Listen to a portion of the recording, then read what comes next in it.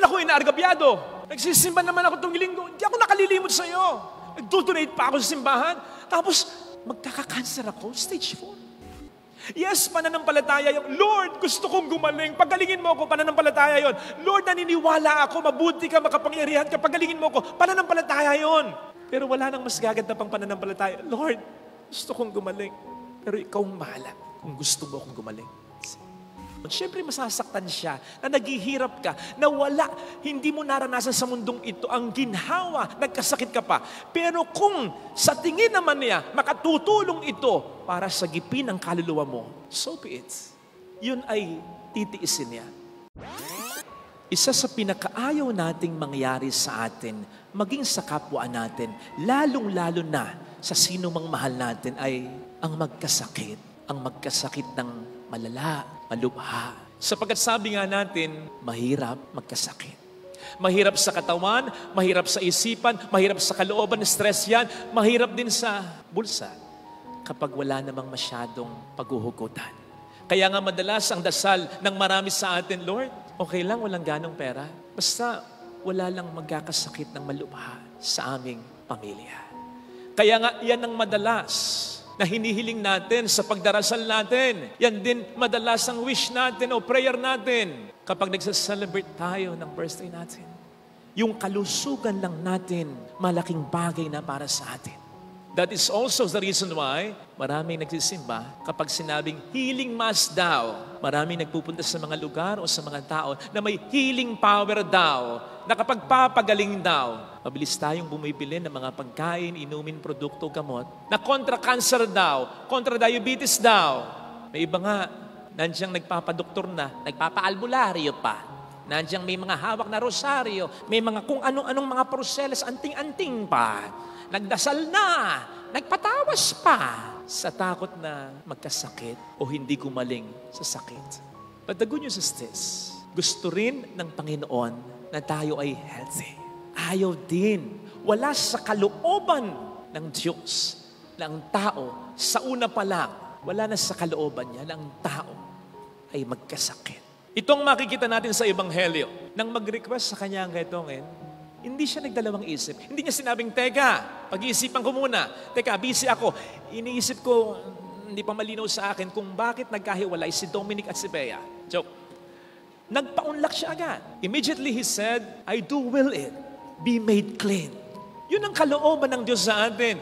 Sapagkat in the first place, hindi naman nilikha ng Diyos ang sakit. Sa aklat ng Genesis, naroroon, let there be light, sabi ng Diyos, and there was light. Let there be animals, charan, and there were animals. Let there be plants, charan, and there were plants. Wala kang makikita doon. Let there be cancer, charan, and there was cancer. Let there be diabetes, charan, and there was diabetes. Wala. Pumasok lang ang sakit nang magkasala ang tao. Kasama ng kamatayan ang mga sakit na ito. So alam na this, kung kanino nanggaling ang sakit, hindi sa Diyos, kundi sa diablo. Ngayon, kung papaano at kung bakit napapahintulutan, hindi man niya gusto ay sometimes He allows it. Na ma-experience natin ang sakit, yun ang isang misteryo. Na sigurado kung may dahilan, malalaman natin balang araw. At dahil ang Diyos ay mabuti, siguradong ang dahilan din ay mabuti. Walang matinong magulang ang magnanais na masaktan ng kanyang anak. Lalo pat ang Diyos, Lucas 11, versikulo 11, kung kayong mga makasalanang ama ay ganyan sa inyong mga anak, how much more your Father in heaven? Hindi niya tayo pababayaan na maghirap kung wala siyang magandang pinabalak. Hindi niya tayo hahayaang mahirapan sa sakit kung ito ay hindi sa maganda, sa mabuti, sa huli, sasabit. Parang ayaw niyo yung sinasabi ko. Ano? Sino ba naman ang gustong magkasakit? Sino ba naman ang nagsabing hangarin nating magkasakit? Ang sinasabi ko, maging handa tayo kahit paano. Kasi in this fallen nature, in this fallen world, bahagi ng buhay natin ang pagkakasakit. Yan po ang lundo ng sermon ko kasi ngayon ay World Day of the Sick. Pandaigdigang araw para sa mga may sakit. Kasi kung aware kayo, ngayon ang kapistahan talaga ng pagpapakita ng mahal na Birhen sa Lourdes, Pransya. Our Lady of Lourdes ngayon. kay Bernadette Soberano noong February 11, 1858. Ngayon, alam natin ang isa sa malaking dahilan kung bakit sumikat din, naging in din ng mabilisan ang debosyon sa mahal na Birhen ng Lourdes ay sapagkat alam nating maraming gumaling at gumagaling na may sakit.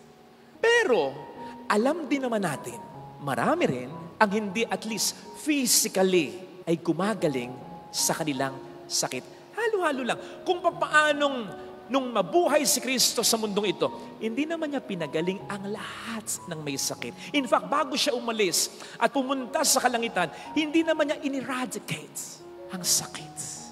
Dahil ang sakit ay bahagi nga po ng pamumuhay natin bilang tao sa mundong ito. And besides, hindi naman pagpapagaling ng mga may sakit ang dahilan kung bakit nagpakita ang mahal na Birhen sa Lourdes, Prancia. Bahagi lamang ito ng pag-attest ng Diyos na ang nangyaring pagpapakita ng mahal na ina sa Lourdes, Prancia ay totoo. Kaya may mga nangyaring milagro. Pero hindi yun talaga ang punto ng apparition na ito. Anong punto? Sa 18 times na pagpapakita raw ng mahal na Birhen sa Lourdes, Prancia kay Bernadette, mula February 11 hanggang July 16, if I'm not mistaken, ang laging sinasabi ng mahal na Birhen, repent, magtika, magbalik loob. So you see, more than physical healing is spiritual healing. Yun ang makikita natin sa ating gospel reading. Pansinin po ninyo, ano yung sabi nung ketongin? Mas maganda po sa Ingles. Ang sabi nung leper sa Ingles kay Kristo ay, if you want, you can make me clean. Sa literal na pagsasalin, kung gugustuhin mo, malilinis mo ako. Yes, gusto niya ng healing. Pero more than physical healing, gusto niya spiritual healing sapagkat alam ng mga Hudyo sa kanilang mentalidad dati, may ketong ako kasi makasalanan ako. So yun ang hinahangad nung ketongin dito. At yun din ang dapat na mas hangarin natin. Yun ang mas hinahangad para sa atin ng Panginoon natin. Kaya nga ang sabi niya, di ba? Anong mapapala mo? Makamtan mo man ang buong mundo, ang sarap, ang ginhawa, ang kawalang sakit sa buong mundo, kung ang kapalit naman nito ay ang kapahamakan ng kaluluwa mo. Paraphrasing this, walang masyadong pakialam ang Panginoon. Siyempre masasaktan siya na naghihirap ka, na wala, hindi mo naranasan sa mundong ito ang ginhawa, nagkasakit ka pa. Pero kung sa tingin naman niya, makatutulong ito para sagipin ang kaluluwa mo, so be it. Yun ay titiisin niya. Ano ang sabi sa letter to the Hebrews 12 verse 6? Ang ating Ama ay dinidisiplina tayo, pinapahalo tayo. Maganda yung term. Hindi pinaparusahan, dinidisiplina. Pag sinabing dinidisiplina, mahal kita. Ayaw kong mapariwara ka. At kung kinakailangan, gumamit ako ng sakit para masave ko ang kaluluwa mo, titiisin ko, gagawin ko. Minsan, sabihin pa natin ito yung pinagmumula ng galit eh. Ito yung nagfu-fuel sa tampo natin sa Diyos eh. Lord naman, wala naman ako inaargabyado. Nagsisimba naman ako itong linggo. Hindi ako nakalilimot sa iyo. Nagdodonate pa ako sa simbahan. Tapos, magkaka-cancer ako, stage 4. Naman, hindi fair. Nakita niyo? Doon pa lang makikita mo na, kailangang disiplinahin ka, yumayabang ka. Self-entitlement ang tawag dyan. Besides, ang sasabihin sa atin ng Romans 3:23, all of us, lahat tayo, have sinned and have fallen short of the glory of God. 1 John 1 verse 8, sino man na magsasabing wala siyang kasalanan, niloloko lang niya ang kanyang sarili, wala sa kanya ang katotohanan. Lahat tayo makasalanan. Kung hindi man tayo kasagarang kasalanan, baka ang gustong disiplinahin ng Panginoon, yung asawa mo, yung anak mo, baka ang gustong sagipin ng Panginoon, yung kaluluwa ng pamilya mo. Baka nakikita niya sa pagkakasakit mo, mas mayu-unite ang pamilya mo. May mga kilala akong ganito, na dahil sa naghirap siya sa sakit, mabuting tao, na-convert ang asawa niya, naging very close ang pamilya niya, bago siya mawala. Kaya nga nung nakausap ko, halimbawa yung isang kaibigan ko si Ate Emma, masaya siyang lumisan sa mundong ito. Kasi parang ang naging kapalit ng kanyang paghihirap ay ang pagiging united ng kanyang pamilya na matagal na niyang pinapangarap. Malusog siya, pinapangarap niya na yon. Sinong mag-aakala na matutupad yon dahil nagkasakit siya? Yun pala ang plano ng Panginoon. Ang Diyos ang nakakaalam ng lahat eh. God will always make a way. At yun ang dahilan kung bakit pinapahiya yan si Satanas. Hindi ba't nakakapahiya yun? Yung gagamitin ni Satanas, ang sabi nga sa Bible, what the devil meant for evil, God will use for something good. Romans 8:28, all things work together for the good of those who love Him. Kaya nga, dapat nandun lagi ang ating pananampalataya. Oh, eto. Father, sumasampalataya ako. Sumasampalataya ako, pagkagalingin niya ako. Bakit hindi niya ako pinagaling? Oh, wait. Tingnan po niyo yung pananampalataya nung ketongin dito. Kung bakit na-touch ang Panginoon sa kanya. Ang sabi nung ketongin kay Kristo, paraphrasing, naniniwala akong mapapagaling mo ako kung gugustuhin mo. Kung hindi mo gugustuhin, igagalang ko. That's it. Di ba't ito yung pananampalataya ni Kristo sa hardin ng Getsemani? Ano mismo ang sabi ni Kristo? Ito ang model ng pananampalataya bilang Kristiyano. Ama, walang imposible sa iyo. Kung maaari, ialis mo sa akin ang kalis ng paghihirap na ito. Pero hindi ang kalooban ko, kundi ang kalooban mo. Yes, pananampalataya yung, Lord, gusto kong gumaling. Pagalingin mo ako, pananampalataya yon. Lord, naniniwala ako, mabuti ka, makapangyarihan ka, pagalingin mo ako, pananampalataya yon. Pero wala nang mas gaganda pang pananampalataya. Lord, gusto kong gumaling. Pero ikaw ang bahala kung gusto mo akong gumaling. Yun ang tumutunaw ng puso. Yun ang kumikiliti sa puso ng Diyos. Yung hinahayaan mo siyang maging Diyos ng buhay mo. At samantalang doon natin mas napaparangalan ng Diyos, doon natin napapahiya ang demonyo. Tandaan po natin, yan ang nangyari sa buhay ni Job. Noong nakaraang linggo, pinagnilayan natin ito. Kasi ang sabi ng demonyo sa Diyos patungkol kay Job, kaya ka lang naman sinasamba niyan. Kaya ka lang naman pinupuri niyan. Dahil kumpleto kabuhayan yan, kumpleto pamilya yan. Malusog yan. Kunin ko ang lahat ng yan. Tingnan ko kung sambahin ka pa ng Job na yan. And it proved to be a not so good idea for the devil. Sapagkat despite all the losses of Job, hindi niya itinakwil ang Diyos. The Lord has given, the Lord has taken away. Blessed be the name of the Lord. Kaya nga, ganun na lang ang pagyayabang ng Diyos sa demonyo. Nakita mo ba yung bata kong si Job? Walang katulad yan. I don't know with you. Pero ako, hangaan man ako ng 4 million kong followers sa FB, walang saysay yun kung hindi humahanga at natutuwa sa akin ang Diyos. Wala nang masasaya pang pakiramdam, kundi ang matuwa sa atin ang Diyos.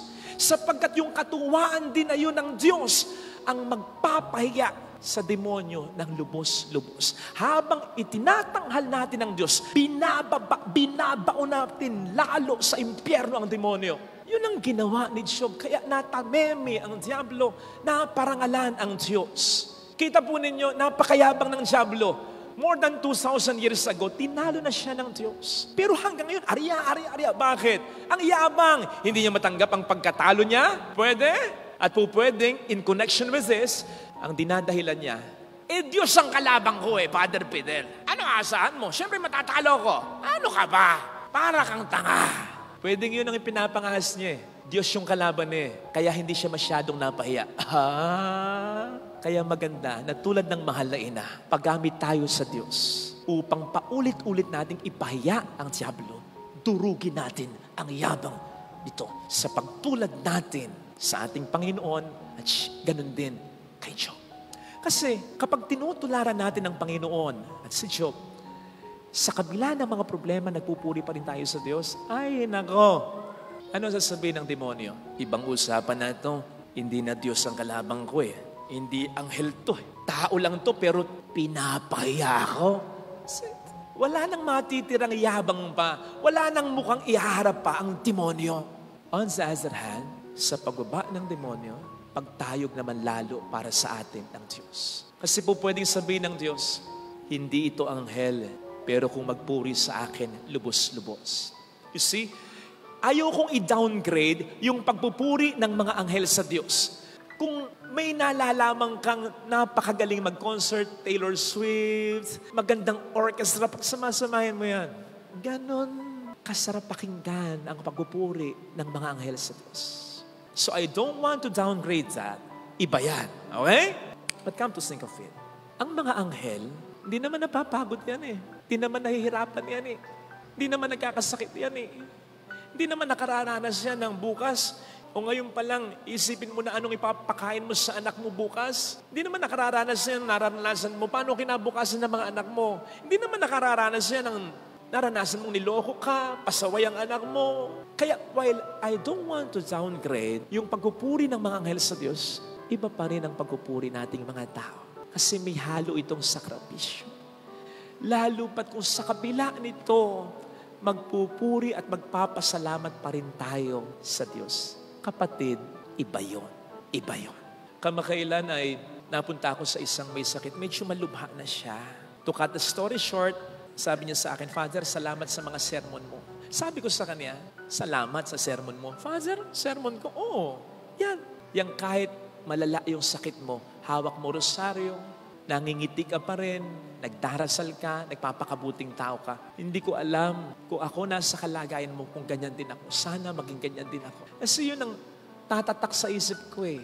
Yung sermon ng taong nagpupuri sa Diyos sa kabila ng sakripisyo. Kapatid, hindi ko sinasabing hilingin natin tayo magkasakit. No! Ipagdasal natin, huwag magkasakit. Ipagdasal natin, maiwas tayo sa sakit. Magpagaling tayo sa ating sakit. Pero sana, kapag nandyan ang sakit, huwag tayong magalit. Huwag.